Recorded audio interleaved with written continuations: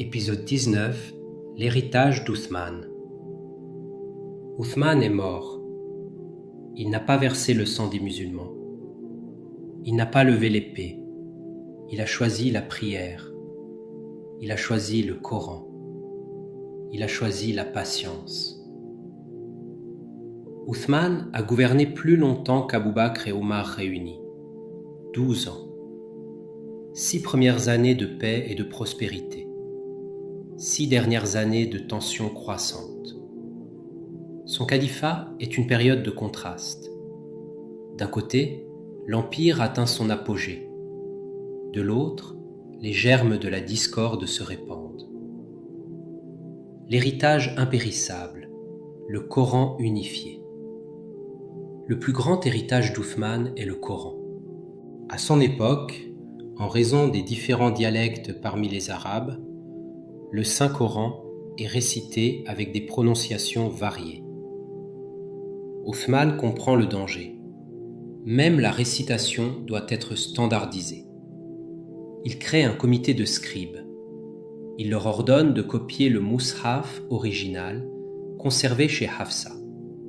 Il dit « En cas de désaccord, écrivez dans le dialecte des Quraysh, car c'est la langue de la révélation. » Plusieurs copies identiques sont fabriquées. Une pour Médine, une pour la Mecque, une pour Damas, une pour Koufa, une pour Bassora. Uthman ordonne ensuite de brûler toutes les autres versions, devant témoins. Grâce à lui, le Coran est unifié. Une seule version traverse les siècles, celle que vous lisez aujourd'hui. Les conquêtes et les réformes. Sous Uthman, l'empire continue de s'étendre. À l'ouest, l'Afrique du Nord entre dans l'islam. À l'est, le Khorasan est pacifié jusqu'à l'Amoudaria. Au nord, l'Arménie devient vassale. Sur mer, Chypre est conquise. Uthman crée la première marine musulmane. Il réorganise les provinces sur le modèle byzantin. Il frappe une nouvelle monnaie au nom d'Allah. L'économie prospère. Les soldats voient leur solde augmenter de 25%. Jamais l'empire n'a été aussi riche. Les ombres du népotisme. Mais Uthman est critiqué. Il nomme trop de membres de sa famille aux postes clés. Muawiyah en Syrie. Abdullah ibn Saad en Égypte. Al-Walid à Koufa. Certains gouverneurs abusent de leur pouvoir. Les plaintes affluent à Médine. Uthman écoute. Il intervient parfois.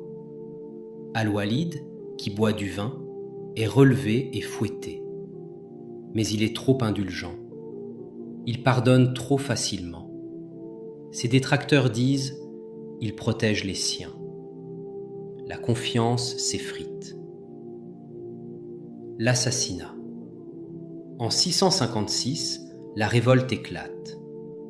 Des rebelles d'Égypte, de Koufa et de Bassora marchent sur Médine. Ils assiègent la maison d'Uthman. Pendant des semaines. Uthman refuse de se battre. Ses proches lui disent « Laisse-nous défendre ta maison ».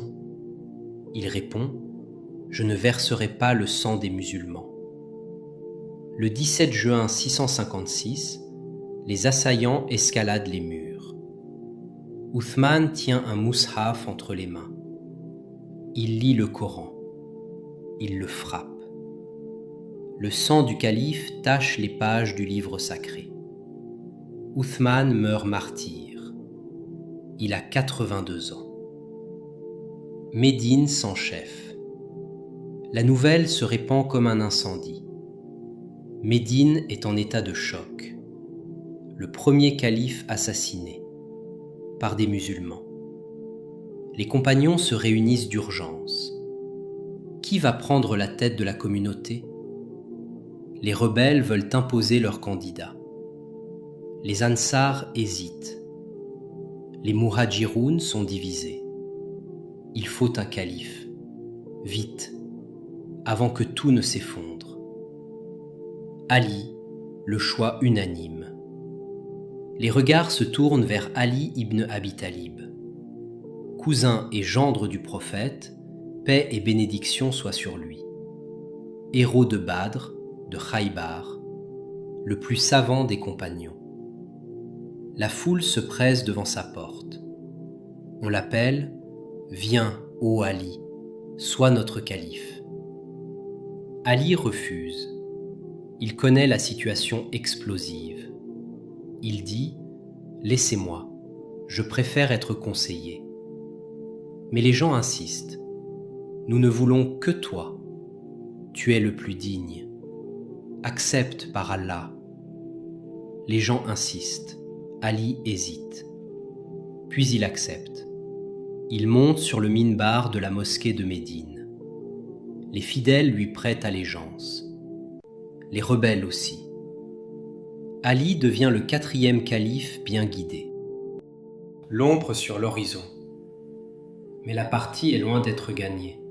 Les assassins d'Ousmane n'ont pas été punis. Les proches du calife martyr exigent vengeance. Aïcha, la veuve du prophète, paix et bénédiction soit sur lui, Talha, Al-Zubayr, et surtout Muawiyah, le puissant gouverneur de Syrie, parle d'Ousmane.